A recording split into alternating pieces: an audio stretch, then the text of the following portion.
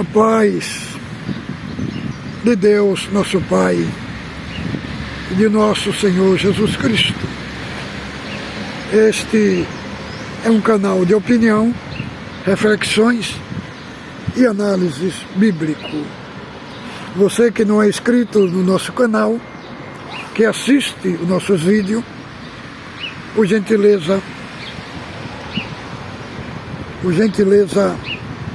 clique aí abaixo e você se inscreve no nosso canal. E você recebe todo vídeo que sobe na plataforma digital. O YouTube lhe comunica através de uma notificação. Deus abençoe todos os nossos irmãos que têm compartilhado nossos vídeos. Deus abençoe pelos likes.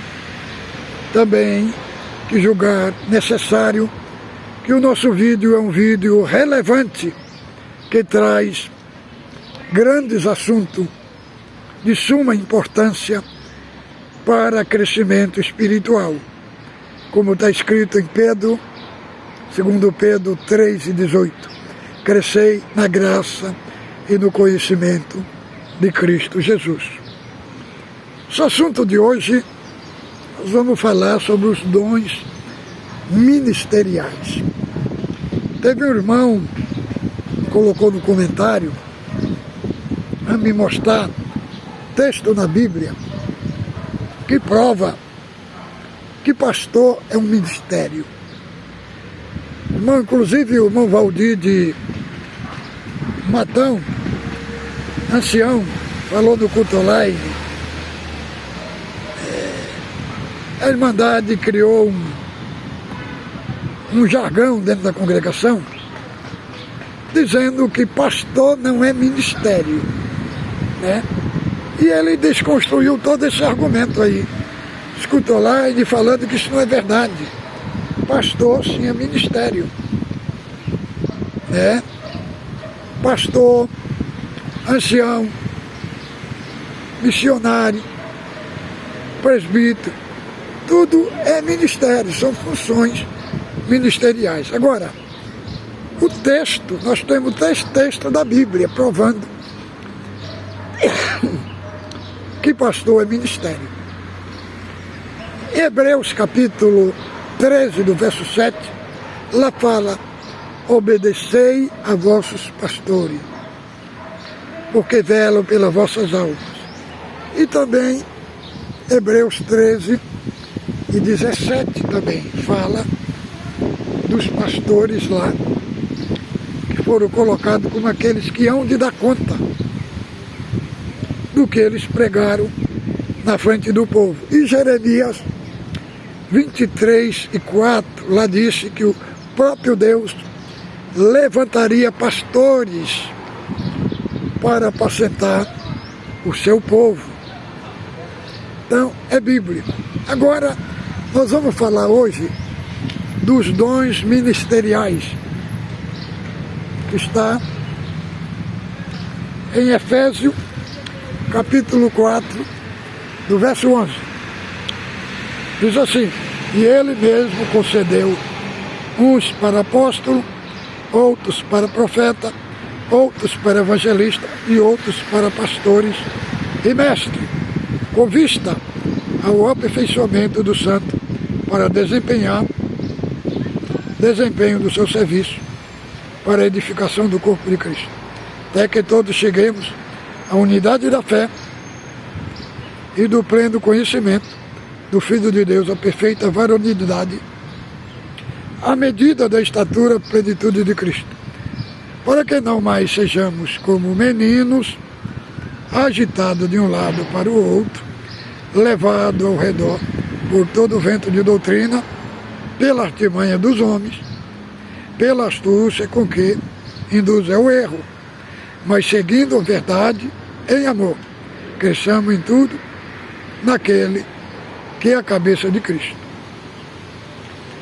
de quem todo o corpo, bem ajustado, consolidado pelo auxílio de toda a junta, segundo a justa operação de cada parte, efetua seu próprio aumento para a edificação de si mesmo em amor. Então, irmãos, a epístola de Paulo aos Efésios, ela trata do assunto da salvação, da eleição de Deus, e ali fala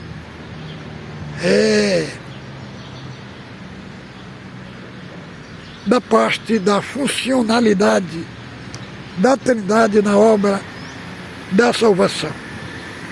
Ele fala do capítulo 1, do verso 13, Deus Pai planejou a salvação antes de haver céu e de haver terra. Isso vai do verso 3 ao 6. Do verso 7 ao 12 fala que Cristo executou a obra da salvação, morrendo por cada um e nos resgatando, né? Nos resgatando pelo seu sangue e pela sua morte. O verso 13 ao 14 fala que o Espírito Santo aplicou esta obra de salvação, né? Nos selando com o Espírito Santo. Então, diz lá, quando cremos no Evangelho da salvação, havendo nele crido, fomos selados com o Espírito Santo da promessa. No capítulo 2 ele vai falar da graça de Deus, que nós somos salvos pela graça por meio da fé. Isto não vem de vós, é dom de Deus. Não vem das obras, para que ninguém se glorie. Fomos feitura sua, criada em Jesus Cristo para as boas obras, as quais Deus ordenou para que andássemos nela. O 3 vai falar do mistério da salvação, que esteve oculto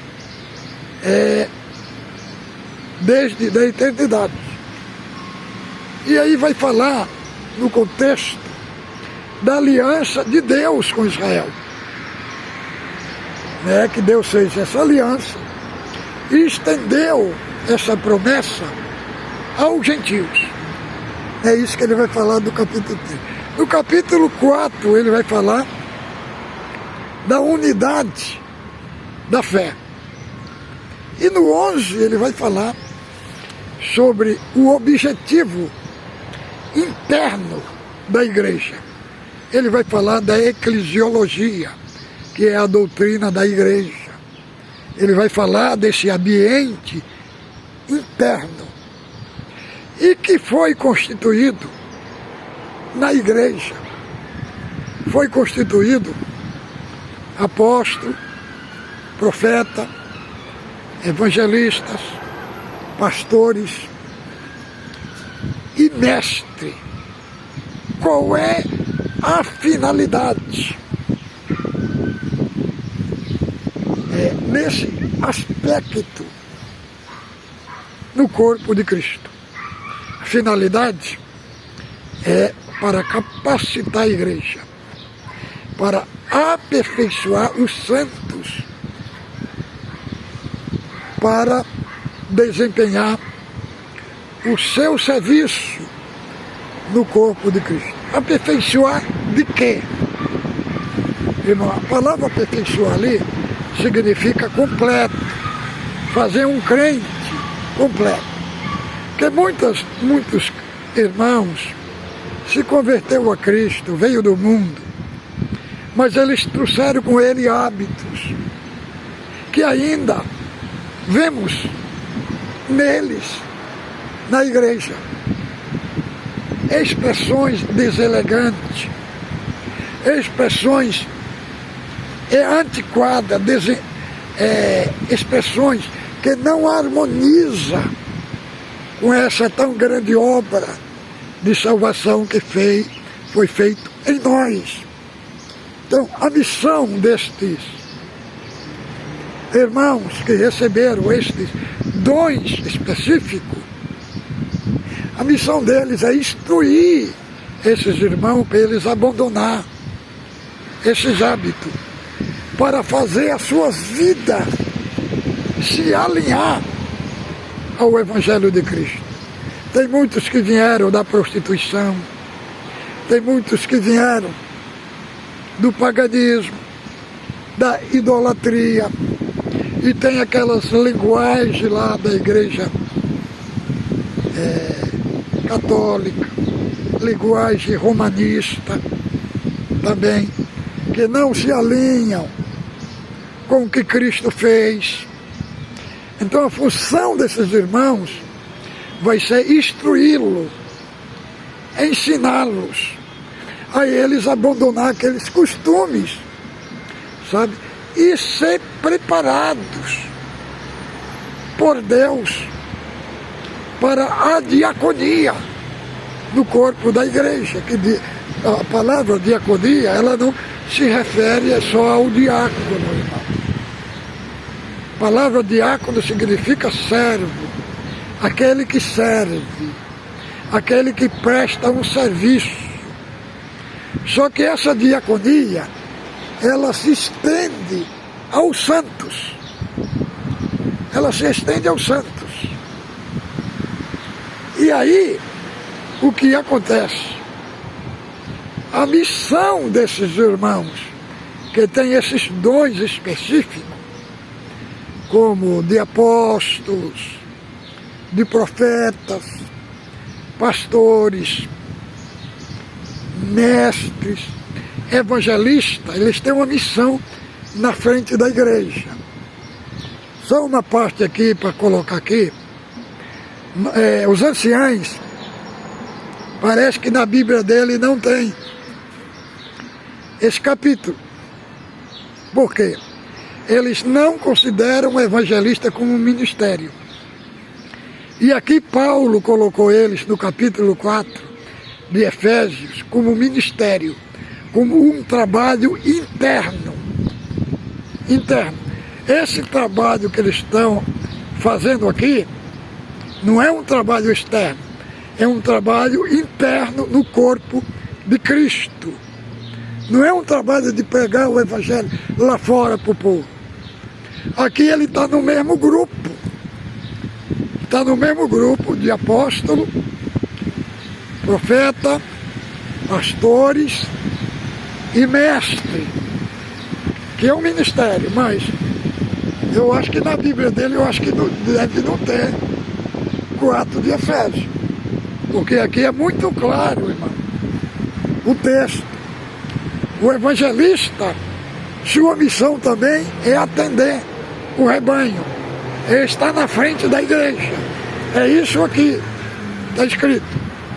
Então a função desses irmãos, que tem essa missão no corpo eclesiológico, na igreja, qual é a missão deles? É preparar os santos, aperfeiçoá-lo, torná-lo eles completo, para ele desempenhar um serviço. E que serviço é esse? É todo aquele serviço que edifica, irmão, que promove o bem.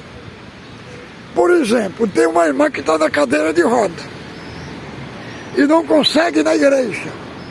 Então, um membro da igreja vai lá com seu carro, pega aquela irmã, coloca dentro do carro, traz ela para a igreja.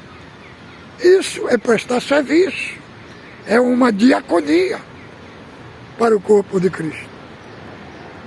Vamos dizer, um velhinho que já não congrega mais, não dá conta de ir a pé na igreja, e você vai lá pegar ele e levar ele no culto, isto é desempenhar um serviço, é uma diaconia.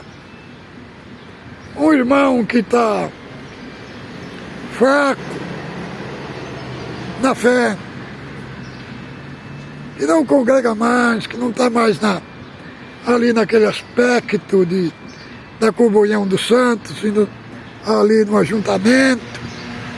Então o irmão vai lá, visita ele, faz uma oração por ele, entendeu? E leva ele na igreja, fortalece ele. Você está desempenhando um trabalho diaconal na igreja, está prestando um serviço, entendeu, irmão? Então, vejamos outro aspecto. Também, para que é essa função no corpo? E aqui o apóstolo Paulo fala, para que até que todos chegamos à unidade da fé. Então, o que é que eles fazem? O trabalho dele promove unir a irmandade numa só fé, numa só unidade, pensando uma mesma coisa, sentindo uma mesma coisa. Aí para quê? E do pleno conhecimento do Filho de Deus, a perfeita varonilidade, a perfeita estatura de um varão perfeito. Então, esses dons, pela pregação, vai levar a igreja a um pleno conhecimento de Cristo, à medida da estatura da plenitude de Cristo. Quer dizer, tendo um conhecimento completo de Cristo. Aqui, plenitude é um conhecimento completo de Cristo. Da onde que eles aprendem isso? Dos ensinos que emana da Sagrada Escritura. Agora, o segundo aspecto que o apóstolo trata aqui é da firmeza doutrinária, que vai do 14 ao 16. E aí vai falar, para que não mais sejamos como os meninos agitados ou inconstantes. Aqui, irmão, é uma expressão de uma criança na parte negativa. A parte positiva é que nós temos que ser como uma criança, ser simples, ser sincero, né? Mas aqui Paulo ilustra uma parte negativa, a parte da inconstância, e fala não ser levado para todo lado, que é uma expressão náutica de uma pessoa que está no mar, as ondas levam ele para um lado, depois leva ele para o outro, e também pelos ventos, irmão. Os ventos de doutrina, os ventos de novidade. Tinha aí numa igreja aí, que eles iam no ajuntamento, diz que a pessoa recebia de Deus um dente de ouro. Entendeu?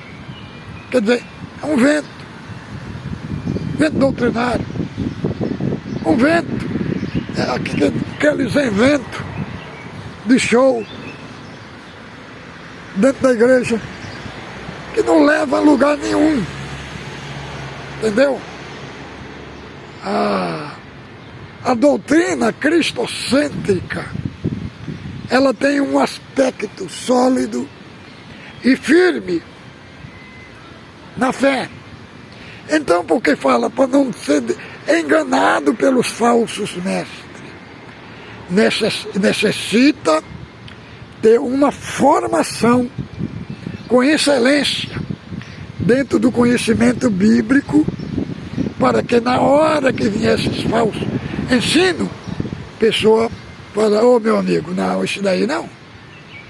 Isso daí não se alinha à minha fé.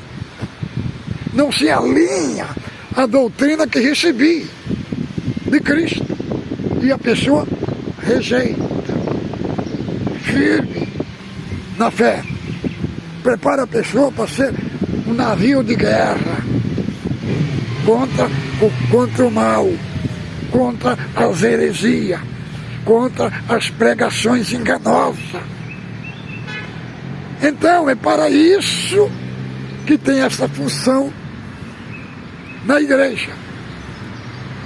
E aí vem falar de quem todo o corpo, bem ajustado. Então, o ensinamento desses que foram colocados no corpo místico da igreja, como apóstolos, como pastores, doutores, evangelistas, mestres, vale salientar, irmão, que hoje nós não temos mais apóstolo. Apóstolo foi só os 12 apóstolos, que foi levantado por Cristo. Nós temos aí na cristandade falsos apóstolos.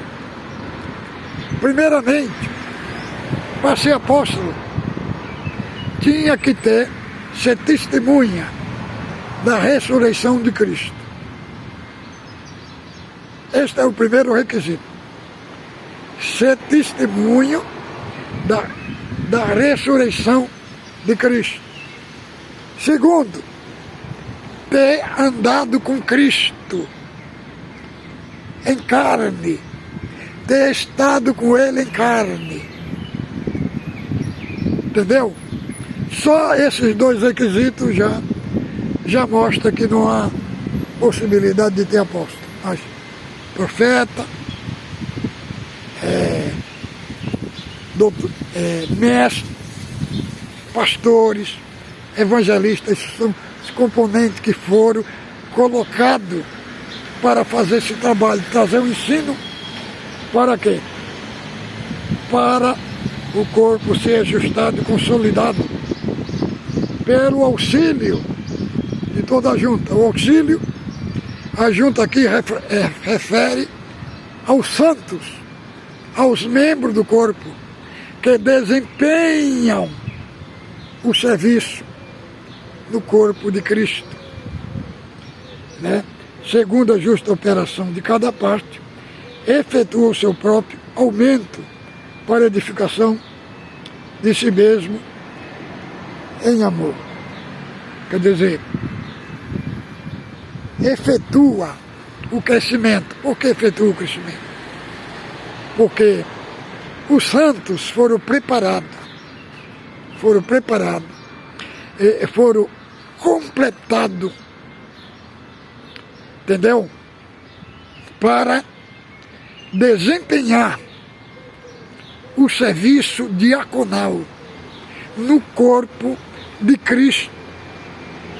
Então, é a justa operação de cada parte, trabalhando todo mundo no corpo de Cristo, faz o aumento do corpo. Esse aumento aqui não é um aumento de numerologia, de número, que é um aumento de qualidade, é um aumento de excelência. Irmãos, e sob profeta como ministério, que fala profeta como ministério. Deixa eu falar para os irmãos. Missão dos profetas no Velho Testamento, ela foi cumprida em Cristo. Porque como estava no tempo da revelação progressiva, a revelação não estava completa ainda, tinha os profetas. Quando chegou em João, eles saíram de cena. Mas aqui, em Efésios, aparecem os profetas de novo. E agora nós vamos entender, quem nos vai explicar qual era a função ministerial desses profetas, quem vai nos explicar é Atos 15 e 32.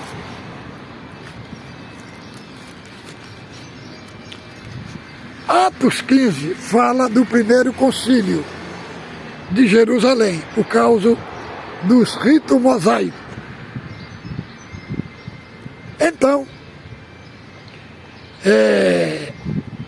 entrou no meio da igreja o judaizante, o judaísmo. E eles ensinavam que se não circuncidasse, se não cumprisse a lei mosaica, eles não poderiam salvar. Então, juntando Paulo e Barnabé, subiram a Jerusalém para este concílio. E lá foi decidido que os judeus não perturbassem mais os gentios, que convertiam a Deus, mas ensinar que eles se apartassem da fornicação, prostituição e de carne sufocada e sacrificada aos ídolos. Então foi enviado Judas e Silas levar essas cartas e eles leram na igreja. E veja aqui, Atos 15, 32. Judas e Silas, que eram também profetas, consolaram os irmãos com muitos conselhos e os fortaleceram. Então, Judas e Silas eram profetas, irmão. A missão do profeta do Novo Testamento era pregar a carta dos apóstolos, ler elas na igreja e exortar a igreja, aconselhar e fortalecer a fé dessa igreja. Esta era a missão dos profetas. É por isso que Paulo inseriu aqui no corpo ministerial, né, o dom de profeta como um dom ministerial. Veja que em Coríntios capítulo 12,